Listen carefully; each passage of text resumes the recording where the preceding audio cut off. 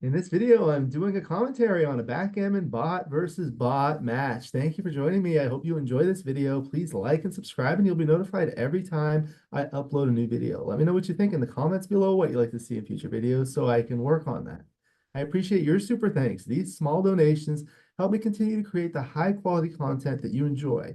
And with the membership feature, you can get exclusive access to the most popular videos. My book, Backgammon Strategies, is available. There's a link in the description to where you can get it. And if you're interested in the lessons, please contact me via email. My email address is also in the description. Again, this is a match in the Backgammon Bot versus Bot series. This is where I have XG play against itself. Two world-class players playing against each other.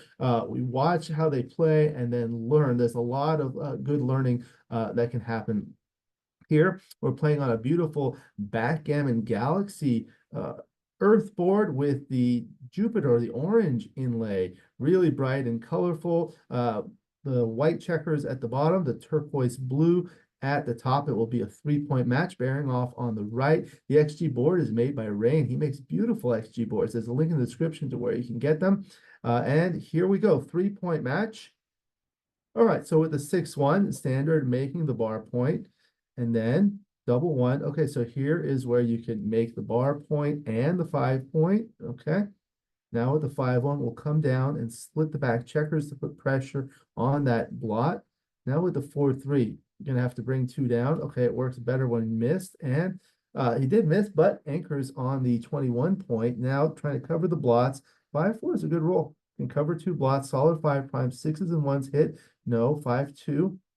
So now you have this outside prime that's a little awkward, so that's a good roll. Makes the anchor and comes all the way out. Okay. 6-3, great roll, comes out and hits twice. Otherwise, white was looking to double. 5-2 comes in with both. That's forced. Now the 4-3 can't escape, has to hit both. That's the double tiger play, putting 2 on the bar. 3-2 comes in and hits twice. Now white has a big advantage. Okay, so blue danced. So now looking to go for the undoubled gammon, which gets you to the Crawford game. Looking to attack on that 4-point there. 5-1 is going to hit loose twice. There you go. Looking for a 4. No, dance with a 6-5. 4-2. Going to cover and leave these loose blots in the outfield to work as builders. Hits loose, puts 4 on the bar. With 4 on the bar, if you close the board, there are some backgammon chances, which will win the match outright. So covers. All right, so there's the anchor. So that's going to save a lot of gammons. But still, too good. We're looking for double 2, no dances. White's looking to close the board. 4-1, we'll bring one closer. Okay, yeah, like that. Danced again. 5-4. Just bringing things home. 6-2. Now the race lead is large enough so that can probably bring things home. 6-3 makes the point. Win a gammon. Now just try to play safe. Don't leave any shots. The racing lead is almost 100 pips. 5-3. Don't leave any shots. 2-1 comes in and tries to slot. He knows he's going to get gammoned. Now 6-1 or 5-2 will hit, but it leaves a blot. 6-2 doesn't do it, but covers the 5-point. Trying to come home safely, and that does. 10-4, 9-6. Looking for a 6-2 or 5-3, doesn't get it. 4-2 will make the 4 points. 5-4 will come in with the 5 and bear off the 4. Oh, that's good for the race, but the 2 back checkers are still stuck, or 4 back checkers. 6-3 will bear off 2 checkers there. 3-1 still can't escape.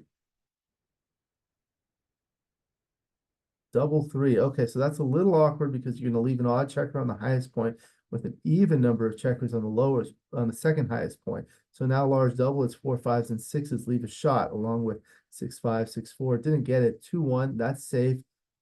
Very good gammon chances, but wants to avoid 3s like 6-3, 5-3, even 4-3 is awkward. Double 1 will go like that and prepare to clear the next highest point. Double four is good for the race in terms of saving the gammon. Now double four is good for white. Bears off four checkers. Blue's going to need something good. Five will come in perfect and just trying to escape. So now the gammon is gin. So it's going to be 2-0 Crawford. One away, three away, Crawford. Game two starts with a 6-3 split. With a 3-1, it's right to actually make the 5 point. 6-4 is a good roll because you can anchor. Now with the 6-3, will come out and hit on the 15 point. Double four will come in and make the 5 point. All right. Now with the 4-3, you can escape to the 8 point, clean up that blot. 6-4 will come all the way around. Another double four, good for the race. Probably bring 3 down and 1 in just like that.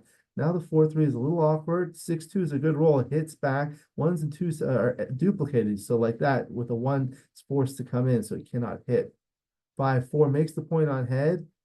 4-1, the 4 is forced. So the 2 will hit and the 3 will play to the 5 point. Now white's looking to attack or just bring things home safely. Attacks there. 3-2 is awkward. Double 2, that's a good roll. Makes the point on head. All right, dances. 5-4. Okay, yeah. Opens up the higher point, so it's a lot easier to come in.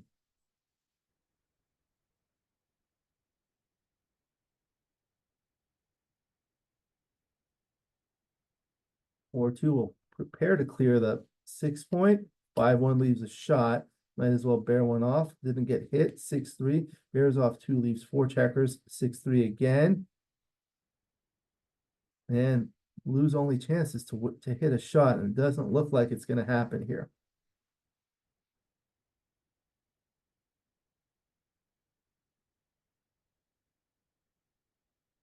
And that's going to be gin for white.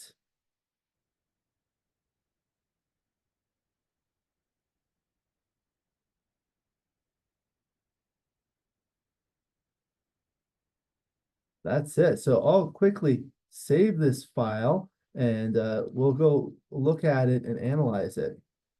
This is always a great thing to do. We can analyze. All right.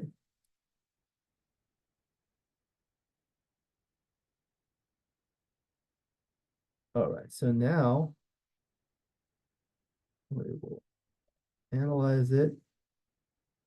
There we go. Quick 2-game match, but things that we can learn here. I'll go ahead and put on the arrow. That's what people like. So the 6-1 was standard. The double one in reply. Sometimes you split, but against this one, you don't. Okay. So this is a good learning opportunity. So for example, let's say the opponent rolls an opening 3-1, and then you roll a double one. And let's just look at it for money. So here it's actually right to make the point and split. And that's partially because you're getting primed. So if you actually make both points, it looks like this. You do make the 5 point and the bar point, but the opponent has a 2-point board, the best 2-point board, and you can get hit with any of 6 numbers, 6-1, 5-2, or 4-3, and that causes a problem. Let's see what happens when you make it a 4-2. Now you can make both points. Part of the reason here is you're further behind in the race, and part of it is that the 4 point is an inferior point to the 5 point. Okay, so that's an important thing to understand. Sometimes people just make both points by default, but you're not supposed to do that all the time. All right. Then it was 5-1, so you come down and split. And the 4-3, okay, this was interesting because this was actually almost a blunder. So let's see what happens here. When you play 2 down like this, it results in this position. The benefit of this is it unstacks the midpoint with 5 checkers and puts all these checkers where you want, so that if you're missed, you can either use these points as slotted points to try to cover with like a 5, a 2, or a 1 to make that solid 5 prime, or with like the 5, 4, make the solid 5 prime, or perhaps use these as builders to make the 4 point or the 3 point or even point on head and things like that. The downside is you're leaving 3 blots here. So there are a lot of shots that can be hit. The other thing is when you reduce the midpoint to 3 checkers and you still have 2 checkers back, it becomes very difficult to start extricating the back checkers, especially when the opponent's made the bar point, because now they're blocked in.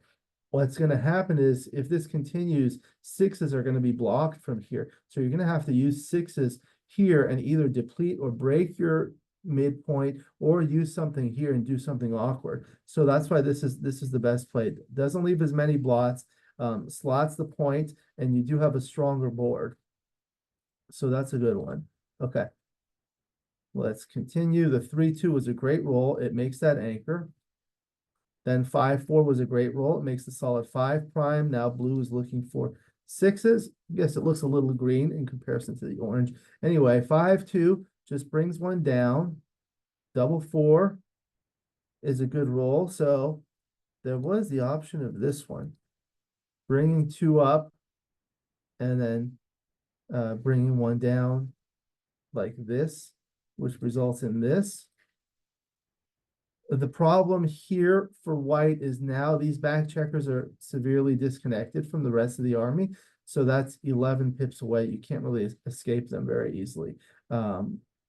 However, after this, despite leaving the blots, so now they can be hit with 6s and 1s, you still have this solid 5 prime and a 2-point board versus a 1-point board, and there's this awkward stack here. So you'll be okay in a possible hitting exchange, which is what actually ended up happening with the 6-3 comes out and hits twice.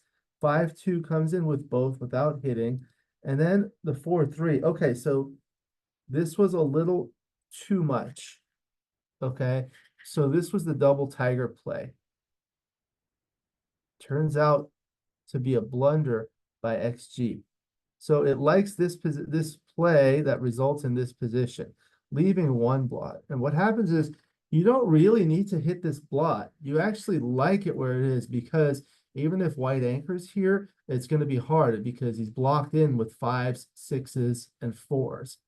Whereas here, it does unstack this, but you really don't want this blot here. And you don't want to leave 1, 2, 3, 4 blots scattered around the board, because if you get into a hitting exchange, now blue's going to have to go back here and behind a 5 prime, whereas white comes in against a weaker board, a 1-point board versus a 2-point board, and only a 3 prime. So you have to be careful there. This one was, this turned out to be a double. Look at that.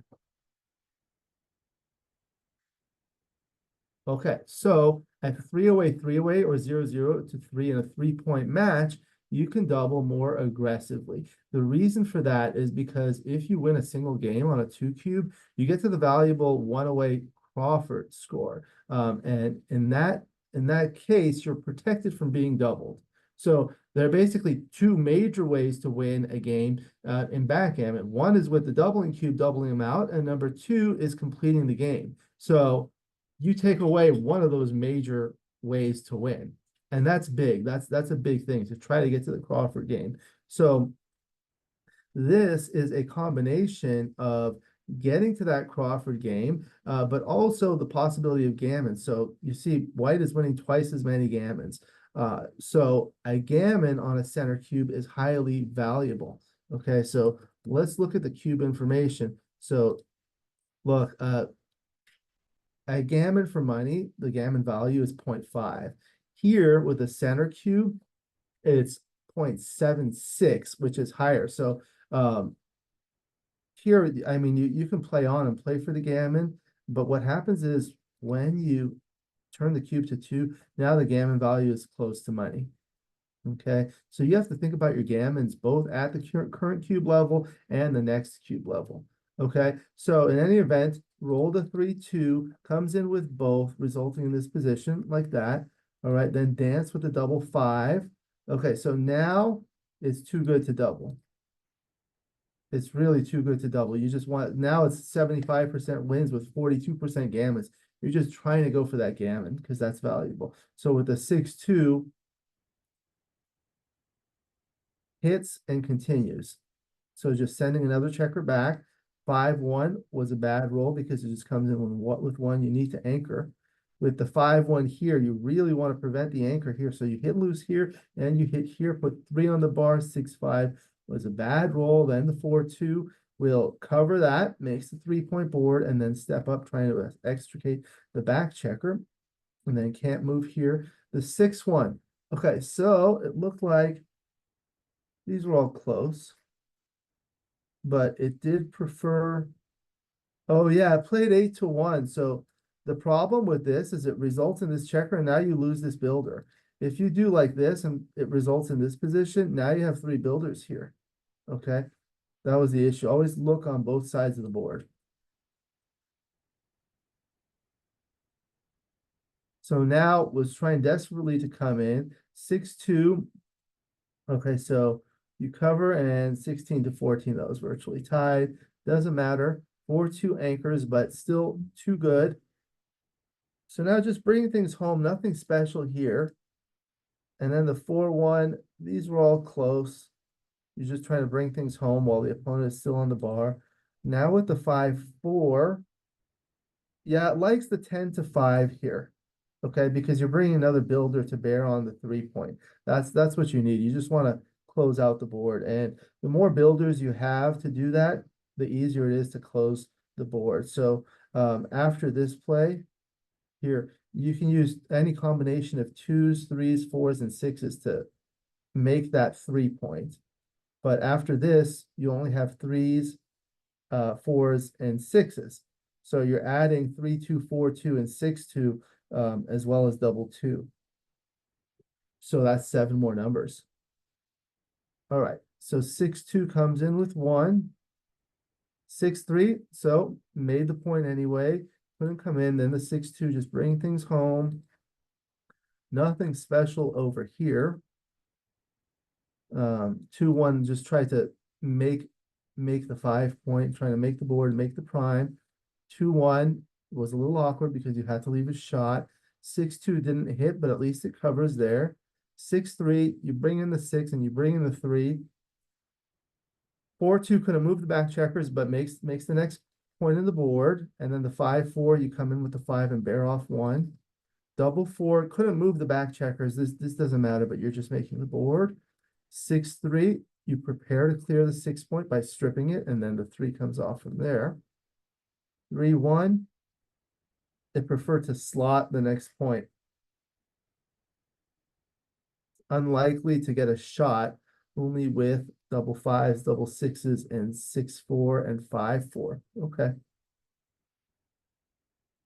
And then let's see, double 3 was somewhat of a good roll because it bears off 2 checkers, clears the highest point. However, it leaves this awkward distribution where you have 3 checkers on the highest point and 2 on the second highest point. So now rolls like 6-5, 6-4, and 5-4 are going to leave a shot.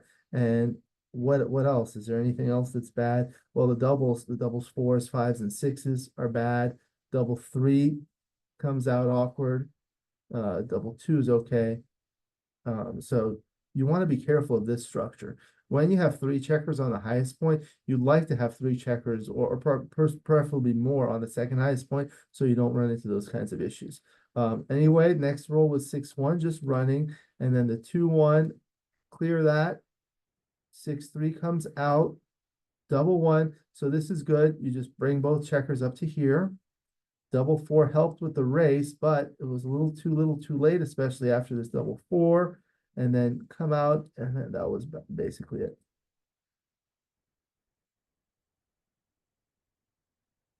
Now the second game, 2-0 Crawford. When you're at the Crawford score, you want to think about what your opponent's score is. Well, here the opponent's score is 0 or 3 away.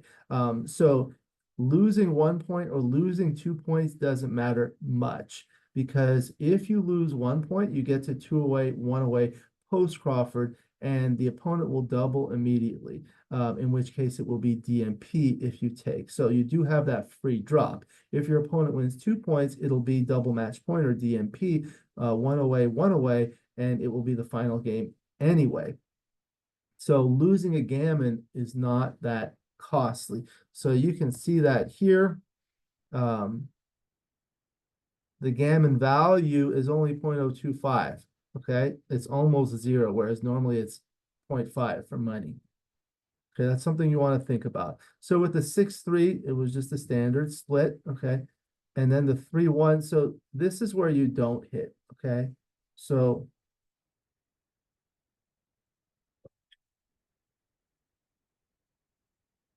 let's look at this for money. Okay, so let's look at this. For example, if it's a 6-4, this is where it's close. And then you roll a 3-1.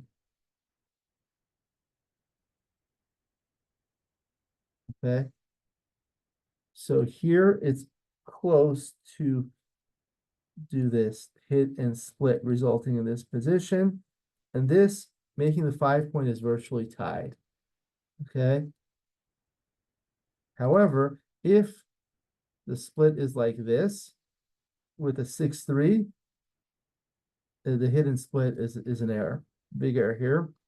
And doing it here, it's a smaller error, slightly smaller error.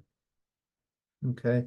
The reason for that, I guess I discussed in another video, so I won't go through it in a lot of detail.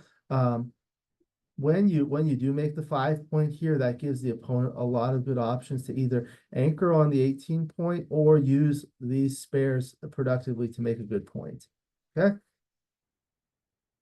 All right. So then it was 6-4, and that's what happened. So 6 comes up here, and then the 4 goes there.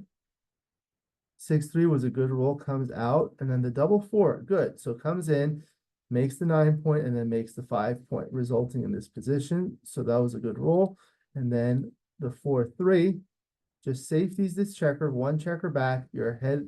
Well, you're ahead in the score, and you don't want to have multiple checkers sent back. 6-4 comes around. Okay, now ahead in the race.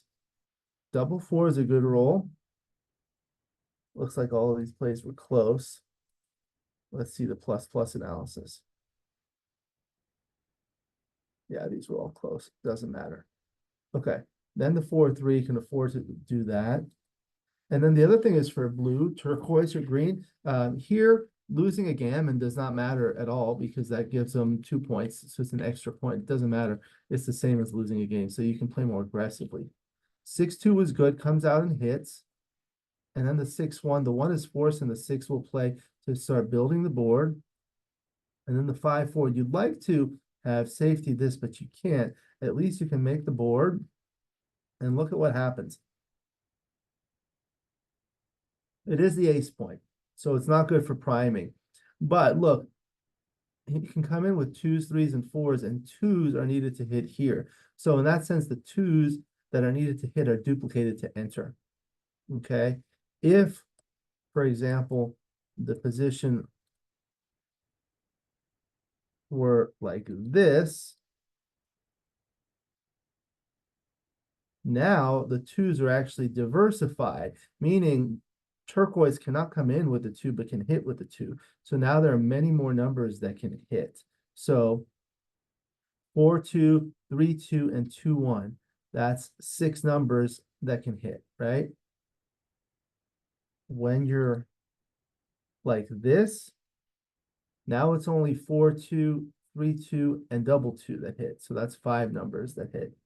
So that's just a quick way of seeing if the numbers are duplicated or diversified. All right, so then it was the 4-1. The 4 was forced, and then just spread things out. Doesn't really care about getting hit here. All right. The 3-2 was good, hits with the 2, and then plays 8-5. The 5-3, the 3 is forced, and then the 5 you'll play behind or over here to start making the board. 6-2 is a good roll, points on head, resulting in this position. And again, look, the 2s that hit are duplicated to come in. 5s can hit but are not able to come in. So that's diversifying. However, there's a 2-point board on that side. So you can kind of get away with it with that. But let's say this were closed.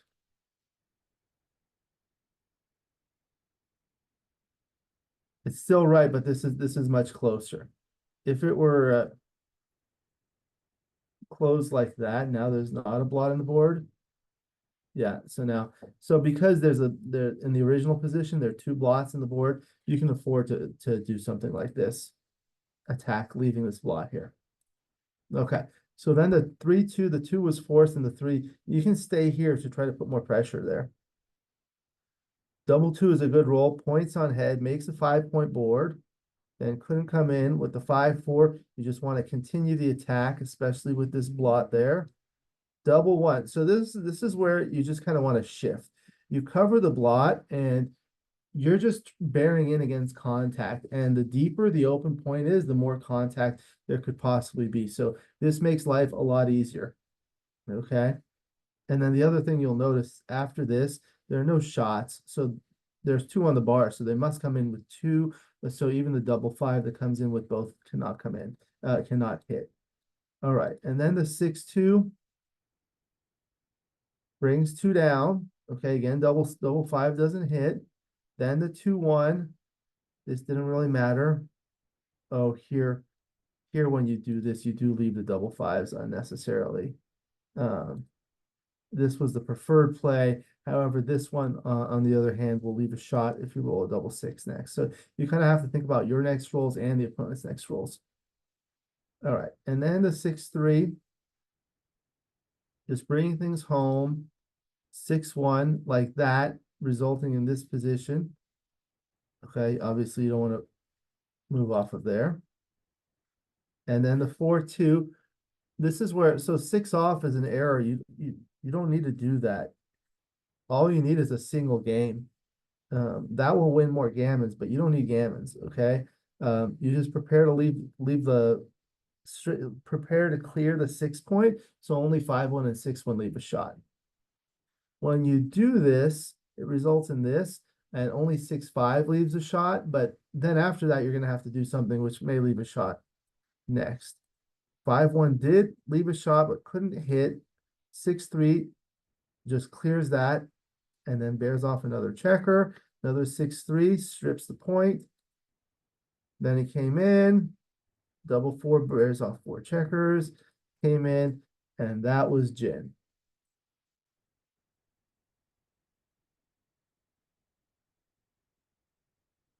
Okay, so that was another backgammon bot versus bot match. I really enjoy doing these because you can actually learn, and it doesn't actually take a lot of effort, because normally when you're playing a match, you're thinking it does take a lot of concentration and effort. But with this, you don't have to do anything. You just watch, but it's already automatically analyzed for you, and you can look at the errors. I set this to expert level, so sometimes it makes some errors, but you can adjust the level to make more errors or fewer errors. And then you see what happens. And I like to adjust the position to see what happens, because that helps learn, and you can adjust the score as well. That'll teach you a lot about match play. So that was another backgammon bot versus bot video. Thank you for joining me. I hope you enjoyed this video. Please like and subscribe, and you'll be notified every time I upload a new video. Let me know what you think in the comments below, what you'd like to see in future videos, so I can work on that. I appreciate your super thanks. These small donations help me continue to create the high quality content that you enjoy. And with the membership feature, you can get exclusive access to the most popular videos. Again, my book, Backgammon Backgame Strategies, is available. There's a link in the description to where you can get it. And if you're interested in the lessons, please contact me via email. My email address is also in the description. I look forward to seeing you in future videos. And until then, keep rolling your dice.